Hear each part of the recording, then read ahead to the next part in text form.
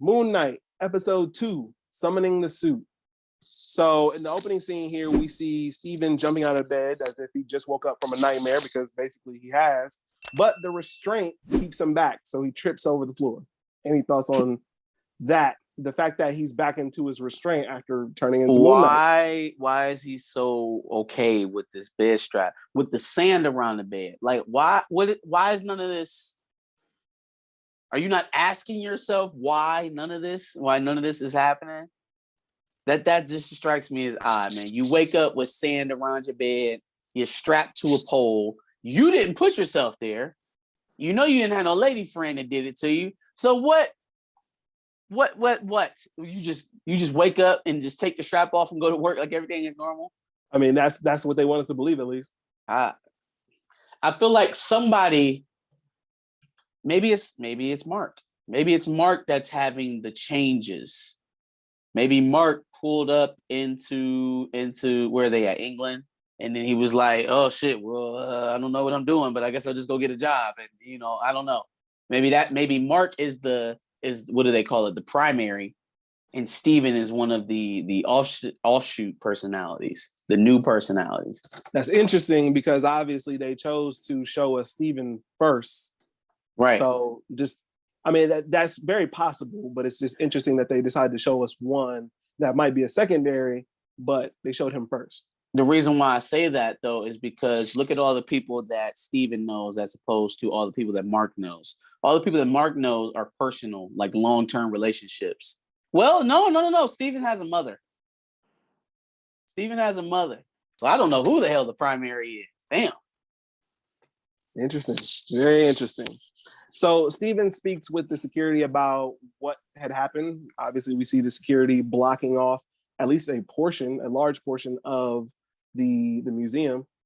And in this conversation, he finds out that there is tape of what happened. And being that Steven basically knows what happened, he wants to see this tape and hopefully offer some information to the security guard. So we at the point of fencing off, we're doing an investigation now. How haven't you already seen the security tapes to see what's happening? How am I at work walking in here like everything is okay? How have you not watched these tapes? It's giving me Bel Air when the homeboy stuck some drugs in the Will's bag and they hadn't checked the tapes when the banks got there. You ain't checked the tapes. Like, you definitely a get fired on your day off type of security guard, bro. How haven't you already seen these tapes? You should have definitely seen the tapes before deciding to block everything off, which, I mean, I guess blocking everything off is a necessity, but I'm saying if he already has stuff blocked off, I'm just getting into work. You had to have been here for at least an hour longer than me. Yeah. How haven't you looked? What happened? Yeah. Let's go check the security tapes. That's the first thing I'm doing. If everything is all messed up, and let's just say it was just in the bathroom. If everything is all messed up in the bathroom, the first thing I'm going to do is check the tape to see what the fuck happened. Let me see what happened on the tapes. Exactly. Before we open, because the security guard should probably be there before we open. So, I don't know, a little weird. But because he hasn't seen the tape and Steven wants to know what's going on, they decide to watch the tape together. And in this tape, before they watch the tape, I should say, Steven's like, "Oh my God, you got to see this tape. Oh my God, so much crazy shit happened. You got to see what's going on. It's completely wild." So they watch the tape. And all you see is Steven cowering behind one of the exhibits.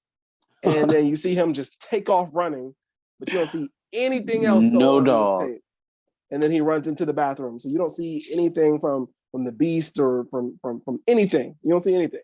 I hope that the way of introducing supernatural threats such as, werewolves or vampires or ghosts or witches and stuff like that. To me, it would be the ultimate cop-out for them to say regular humans just can't see supernatural threats. So invisible vampires and werewolves been running around killing people and we just didn't know. That's what it is. It's 2025 where everything is a camera. And there are just people getting mauled and ripped and blood drained out of nowhere, out of thin fucking air. And nobody's reporting it. It's not going viral. It's not making, Dateline news. Werewolves and because witches and vampires exist. We just can't see them. Yeah, no. People who that happened to, we basically just assume those people are crazy. And so those things don't become huge news. We assumed that they poked tooth-sized holes into their necks and drained out all their blood. Okay. Yeah. Very small sample size. Very small sample size. I'm just saying it would be the ultimate disappointment for that to be the sort of lamb-basted excuse for everything supernatural that we just haven't seen yet in the MCU. Look, this is a consequence of the kind of grandiose storytelling that they've been telling in the MCU for this long. Because it's like, while you've been including aliens and gods and super soldiers and kings and all kind of stuff, right? You're trying to insert an entire another world that we haven't previously seen. You haven't even dropped any clues outside of this phase of it. So, we'll see. Which would be absolutely nuts because, okay, we can't see any of the supernatural things, but what happens when mutants come to play? And that's what really makes me worry, because if we get a "they were here the whole time" type of excuse, oh my God, come on, man. It's like y'all went through every scenario y'all possibly could have went through to bring them in, and y'all was just like, you know what? Let's not even mess with it. Let's not even overcomplicate it. Real simple. They was off in the corner somewhere hiding. Boom. Boom. I hope not. If there's a reason to have Blade in the MCU, that means vampires are here. Why haven't we seen vampires? We've heard talk about vampires. Why haven't we seen them? Same thing with werewolves. Same with ghouls and goblins and all that other kind of stuff, So after causing all of this damage in the museum, the museum decides to not press charges, which, sure. But then they decide to basically get Steven some help because he's going around thinking that things are following him, and they're not, at least as it seems. And then right after that, they effectively fire him. So now Steven's got no job. Any thoughts? Dog, how you gonna give me mental health and fire me? How you gonna give me mental health and fire me? That's a counteraction. You know what I'm saying?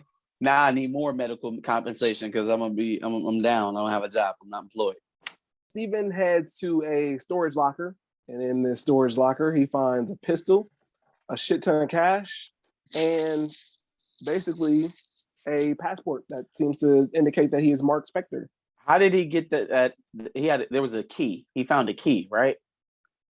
I think I didn't put that in my notes, but yeah, he did find it. Yeah, he found something that indicates that the storage locker is there, and then he storage locker. Okay, yeah, and then the guy recognizes him because he's walking the path of someone that he doesn't know. So yeah, goes to the storage locker. How Mark Spector has a storage locker set up like this and Franklin Saint doesn't, I don't know. But Franklin needs to take some goddamn notes. Yeah, just more foothold stuff. So now is this point Mark as towards being the primary now? I would say so. I would say so because all the stuff in here looks a lot more permanent than the stuff that was in Steven's apartment. Steven doesn't look like he's been there very long. It just looks like it's pretty shabby, like he just doesn't have a lot of books, a lot of books, a lot of crap, a lot of stuff, but like not anything that signals, hey, I've been doing this for a long time, And all them guns on the passports, all them stuff. Yeah. A passport would indicate that he has other documentation with his name on it, namely, I don't know what other countries need, but I'm assuming it'd be the equivalent of a birth certificate, social things of that nature. So obviously he's got some sort of life documents out there with his name on it as well. Yep. As he's in this storage locker, I believe he also comes across the scarab once again. So then he starts hearing the voice. The voice then introduces himself as Khonshu, the Egyptian god of the moon. And then basically he tells him that, Mark is the avatar for Khonshu. And then obviously upon hearing that news, Steven once again freaks the fuck out. Yeah. Okay. So now we have been introduced to the power behind the Avatar and Khonshu. I can't put my finger on the voice. I've heard it before, and I cannot put my finger on it. We're gonna have to do some research to see what the voice of Khonshu is. Some disbelief by Steven. Here's my question. I guess, how long have Mark and Khonshu been together? Because then that'll kind of give us an idea of maybe who's the. Well, it would have to be Mark, right? If he made contact with Mark, Mark is the only one that knows about Khonshu. It couldn't have possibly be Steven to be the primary, right? Unless Mark jumps out right at the perfect time, right as he's in it, like at a dig site or something like that. Maybe that's going to be part of the later episodes. They show us how Khonshu became to inhabit Mark/Steven. Because I'm having a hard time deciphering who it started with. That's pretty good, though. That's good. I feel like that we can't decipher who the primary personality is. I would agree. And honestly, it's something that I didn't even think about originally, but that makes absolute sense as to one of them having to probably be the primary person. But who is it? Considering who is it? Yeah. They introduced Steven first, but that doesn't mean he's necessarily the primary person. Mm-hmm. So Steven, freaking out, runs through the storage facility and even sees Khonshu like visually. And Khonshu tells him to give all the stuff back. He then runs into Layla, who's the person that he spoke with on the phone, and she's basically still looking for Mark. But obviously, Steven doesn't know he's Mark, but she wants to know what the fuck is going on with Steven, aka Mark. So now, remember that conversation I was saying we were having over the phone where I'm like, why the hell are you playing with me? Now we face to face and you still playing. So like now I might start smacking you or something. Like, why are you stop playing? Yeah. I'm just not understanding. Whoever started this out, whoever the primary is, did a damn good job of hiding the personality disorder, not only from their loved ones, but from themselves. Somebody buried this very deep down for him not to be. I feel like having this or growing up with it or even getting to a point of just acknowledging that you're diagnosed with it. There's probably certain precautions you would have to take, right? Like somebody around you has to know about this, or else you can end up, and God knows where, waking up one morning and be like, how the fuck did I get here? I agree. I think it's very easy to probably explain that they don't share memories, but yet and still, this person's probably been living with this for 30, 40 years. I don't think that they wouldn't have at least noticed something awry. Off. Yeah. So that's a little tough to kind of explain, but I'm assuming they're going to try to.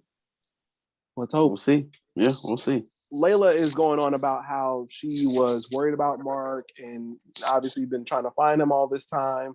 I guess she tracked him down using his phone and the location on the phone. The reason why she's doing all of this is because Layla is his wife. Layla is Mark's wife. And Steven, being somebody who doesn't know anything going on, Mark has no idea what the fuck she's talking about. She also then mentions that they've been going on adventures together and that they went to go get the scarab together. You know what this is an example of, or a lesson that's to be taught here? Shoot your shot, King. Be confident. Shoot your shot. Because that's the same body. It's the same face, same hair, same clothes, different attitude. You see the difference? Mark came away with old girl that was getting a steak dinner and Layla as his wife. Steven has trouble speaking to his female boss. Hey, say it with your chest. Roll your shoulders back. You know what I mean? Facts. Confidence is everything. Because literally, look how different of a person he is, but has the same body. Completely different walks of life. Confidence is a real thing, man. It's drip. 1000%. Unfortunately, he fumbled the bag with that dime piece, but it is what it is. So a couple of detectives barge into Steven's apartment as Layla and Steven go back to that apartment. And they go to basically find the scarab. And supposedly Layla escaped out the window, which great thinking on her behalf. Because I don't think I would have been able to been like, oh yeah, let me go out the window, go on the roof. Yeah, nah, I'll be good. But obviously she got away from the detectives, but the detectives end up taking Steven off. So obviously Layla, she said that she went on, the missions with Mark and stuff like that. Did he train her? Because like she seems very able. She seems a lot more than just a mercenary's wife. Like she might have been a mercenary herself. Maybe they were in war together. But she seems very able, and she shows a very good skill set early on. What else was he gonna do? He still hasn't mastered the switch yet. He doesn't know when to let go. Probably could have gotten out of that had he known. So that is that their rapport or their willingness to give up when the other one is better suited for the situation is going to be something that's very key, because you can't get caught up and nah, I don't want to get a body up. Y'all get messing around like that. So in the car, Steven starts to argue with Mark because Steven finds out that Mark went on this archaeological dig and killed multiple people in order to obtain the scarab. Mm-hmm. And so obviously Steven is not okay with that because now Mark is out here bodying people. Ethan Hawke ends up hearing the conflict that he's having with Mark in his head, and he basically begins to tell him that, look, I understand that you were dealing with multiple personalities, you're dealing with Mark. The voice that you're hearing is Khonshu. And then he basically says that Khonshu is manipulating Steven because his mind is broken. Mm-hmm. Yeah, which he's not lying completely. He's putting a sprinkle of truth in there in the middle of his bullshit. Because Mark does have a broken mind. I don't think Steven completely realizes that just yet, but Mark certainly does. And the fact that there's a personality in there that's willing to be an avatar for Khonshu is manipulative because he doesn't own that body unto himself. That vessel is not his alone. So he's not lying. He's just the wrong person to run to, for sure. Khonshu is in Steven's head, basically telling him to kill Ethan Hawke, like immediately. But because obviously he doesn't know what the fuck is going on, he's very hesitant to do so. Ethan Hawke takes this advantage to basically walk around this strange city. I don't know if it's the same city as before, but I guess we can assume it is. It looks like the same city that they went to when they first got it. Okay. So Ethan Hawke is basically walking through this city, and he's speaking with people, telling Steven that they speak multiple languages, and obviously a little strange to hear a black girl speaking Mandarin with Ethan Hawke, but I guess they're all pretty much intelligent and can speak multiple languages. Black girl speaking Mandarin. Well, you know what? No, we'll leave it there. We'll leave it there for a second because she didn't pop back up where I thought she could have popped up. Well, never mind. I'm getting too far ahead. You just cut that part out. Got you. Getting too far ahead. Khonshu shows up again as they're eating a meal. Khonshu shows up once again, and he says, "I only harm those who have done real harm. I am real justice." As he says this, Ethan Hawke repeats it and says, he's probably saying that right now, isn't he? Mm-hmm. Very clearly showing that Ethan Hawke has some sort of relationship, some sort of actual relationship, or knows what Khonshu is going to actually say. So obviously he knows a little bit about Khonshu. It does seem like they've had a prior relationship. Maybe he was a former avatar. Maybe he was the former fist of Khonshu, I think actually he's going to confirm that at some point in this episode. But it is interesting how he's kind of got him clocked. One of the interesting things about how they've shown deities in Marvel, this is the first one that seems bound in some sort of way or limited. When you think about Odin, when you think about Hela, you think about Thor, when you think about even, larger cosmic threats like Ego or the Eternals or Celestial, stuff like that. Their power is very omnipresent, is very like overpowering. There's something off about what's going on with Khonshu because he's having conflicts with mere mortals. Like it ain't too bad, not too often that you have gods bickering back and forth with mortals. Even Loki had a a kill streak. You know, he might playfully banter with you, but he's secretly trying to stab you at the same time. So I don't know, something different about how Khonshu is being portrayed as opposed to the other deities that we've gotten so far in the MCU. But I think we'll continue to figure out why exactly that is, you know, deeper into the series. So Ethan Hawke attempts to explain what good Ammit does. And then he asks Stephen for the scarab again. Mark makes sure that Stephen doesn't give up Layla, because obviously now Layla is the one with the scarab. So in order to kind of change the subject, Stephen then asks about Ammit's judgments, and specifically asks, well, what about a child who will probably end up doing something 30 years later? Does Ammit still obviously decide their fate then and there, that, oh, you're going to do something 30 years from now? It's off with your head now at this point. So Ammit very clearly kills children, despite the fact that they've done nothing wrong yet. Like, what's up with that?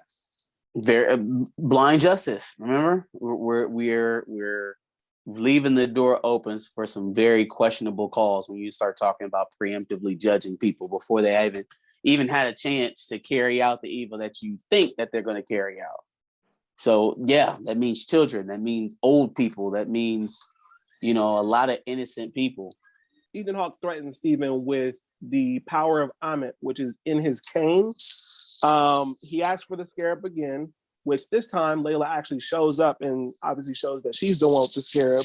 She asks Stephen to summon the suit, but again, he's Stephen, not Mark, so he has no idea what she's talking about. So did you notice anything about the cane in particular? Think back to some other shows when he was kind of showing the power of Ammit. It glowed purple. Anything else glowing purple in the Disney Plus shows that you can remember? Agatha's runes, when she started using her magical power and she finally locked up Scarlet Witch in her basement, she used the things on the wall, right? They were purple to signal the type of magic that she's drawing from, right? Homeboy is using the same type of magic that Agatha Harkness was using. It's not chaos magic. Chaos magic is what Strange Scarlet used Witch. What Strange used chaos magic in No Way Home. Yeah. And then Scarlet Witch used it in WandaVision, right? Yeah. That was the kind of reddish color. The purple stuff, though, is of the same line or of the same power. They're drawn from the same person. That's something to keep in mind, because now I think I've seen this. I don't know who I was watching. It was probably E-Man, and he was talking about how Marvel tends to use colors to signify power sets. So if you know, two people are using the same type of power or drawing the same type of power, it's usually going to stay along the same color lines. You don't usually see two different characters using the same, you know, beams or blasts or colors like that, unless their power sets are connected in some sort of way. So gotcha. They're stemming from the same power source. Same power source, right? So thinking that they're both mystic threats, they're both using some sort of magic to project or something, because that's how magic is seemingly used in the MCU. It's not necessarily that you have magic within, but you have you're of the lineage to be a conduit for magic, right? It can work through you as long as you draw whoever you're drawing it from. So yeah, that was just something that stuck out to me about that cane. It was like, okay, his magic resembles the magic that Agatha Harkness was using in WandaVision. It looks the same. Yeah, Stephen gonna have to get on it as far as the suit. He's gonna have to get with it very quickly. We have no more time for you to be fiddling around. Basically, Layla is basically yelling at him, trying to get him to summon the suit. I believe at one point even Khonshu speaks to him and tells him to summon the suit. Eventually, we see him get snatched up out of the window. And so now he's falling out of the window, and Khonshu's telling him again, summon the suit. I think Mark even tells him to summon the suit. And all of a sudden he yells suit, and then boom, he's in this magic suit out of nowhere. Tux. He's in a tux. Which isn't this, it's not the suit, but it seems to be a version of the suit. So at this point, I'm pretty disappointed at Khonshu and Mark because it's clear that you're having trouble keeping hold of the body. So at what point do you begin to educate him on everything that's going on? You know, like we probably shouldn't be traveling, getting into skirmishes with this guy still awake, and he doesn't know anything about anything. He doesn't know how to turn. He doesn't even know to turn to protect himself. You know, he can barely give the body back over when he needs to. So come on now. Come on. Somebody have the common sense to be like, all right, maybe we need to give him the information because he's involved now. Yeah, for sure. So after this, Mark eventually tells him that the suit is supposed to be the ceremonial armor for Khonshu, which he calls Steven's version of the suit a Psycho Colonel Sanders, which is pretty, that's kind of what it looked like. That's kind of what it looked like. Oh shit! Nah, the suited Moon Knight is kind of dope though. Like in the books, he owns the or he runs the Midnight Ministry, right? Or the Midnight Mission. It's basically where people can come and ask for help from supernatural threats, and he wears the suit while he's kind of talking to people and going through their problems and stuff. It's kind of dope. But yeah, no, Steven makes it look awful silly. He makes it look awful silly. For sure. So Layla then sees that now, obviously, Steven with this suit on is fighting something that she obviously can't see because she can't see some of these supernatural beings. And so now we're seeing this action scene. Most of the time we're seeing Steven basically fight nothing. He's fighting the air at this point. And now obviously more people are starting to see that he's having to struggle through the streets with something that is not there. Aliens, so some of them even think he's drunk. Aliens we can see. Androids we can see. Supermen, men in flying iron suits, clawing panthers, a hawk. All of that is visually okay. All of that is fine. It's fine. It's good. We just had a war in Africa where they sent down thousands of like flesh-eating, faceless dog monsters. But you know what? A werewolf is too fucking much to show on screen. Or it's too much for the human eye to see or to comprehend. Is that really where we're going with this? Like, come on, man. Come on now. Come on. Come on. I can see the goddamn Chitauri falling out of the sky, but I can't see a werewolf. Come on, man. Come on. Come on. Do better. Do better. Unless he's not necessarily a werewolf and he's conjured directly from Arthur. Maybe Arthur is conjuring something to directly affect Steven or Mark or whoever he's trying to attack at that time. And that's why everybody else can't see it. I would like that to be the solution a lot more than, oh, mystical threats, human beings' eyes can't see. Because that would suck. Much. That would fucking suck. Much. All right. So Steven gets a punch off on this beast. He's super happy about it. You're in the wrong ends, bruv. Obviously, he's super happy about the fact that he got one punch off, but the beast is still going to whoop his ass. So Mark basically says, look, either you or somebody else is going to get hurt. Let me take over. And that's when we see Mark go into full suit mode and actually whoop the beast's ass. Suit transition was dope. Liked it. That part required CGI. The fight did not. The suit transformation, I'm glad you showed it to me. It was dope. I liked it. That required CGI. The fight scene did not. Like, I come on. At some point, these guys got to get good hand-to-hand combat. There has to be some superhero in the MCU, other than Hawkeye and Black Widow, that are good with these. You know what I mean? That put into work with a martial artist so that you can shoot these scenes without CGI. Moon Knight is a perfect fit for that type of hand-to-hand combat. Moon Knight, Daredevil, Blade. Those are not titles that I would like to see digitized to death, Because here's the thing, where's the separation in that? We could CGI the hell out of something on the CW. It's just not. Where's the elevation of content in that? Where we just have to digitize every bit of the action. That's not true action in my estimation. Just a bit of a cop out. That's all. Makes sense. So we see Ethan Hawke eventually take the scarab from a homeless man because Stephen lost it during the fight. And then Ethan Hawke kills that man, to which Layla sees as she's on her little scooter. She drives off, but obviously we see that Ethan Hawke sees her see him as he did that. So that might lead on to something in the future. Well, I mean, I think that we already knew he wasn't true. He wasn't devout. We already knew that. So I mean, I don't think he's too worried about what Layla saw. But in terms of him getting that scarab back, that's going to be a problem. That is going to be an issue. I think we'll see here going forward. So it'll be interesting to see what steps they take next year in episode 3 to try to gain that back, with Layla and Mark together now, working together, with a bit of Steven sprinkled in. We'll have a whole nother day of trying to get that whole dynamic figured out. But all in all, pretty good show so far. Pretty good show.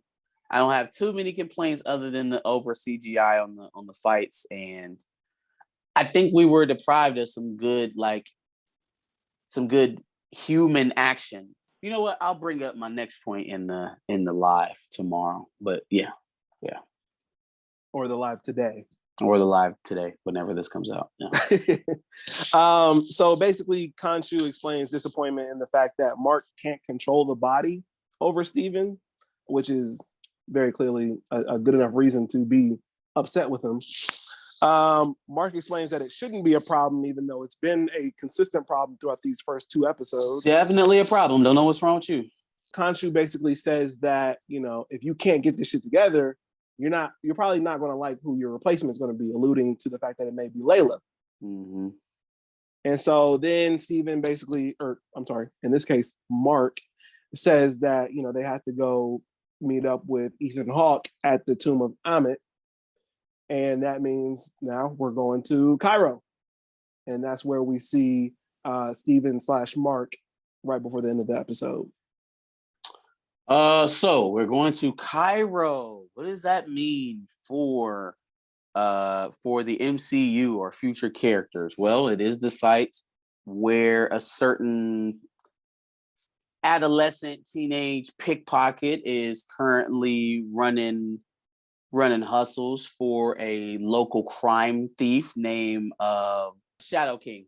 Okay, I can't think of his name. Amal Farouk. Shadow King, right? Certain young pickpocket running hustles for him in Cairo.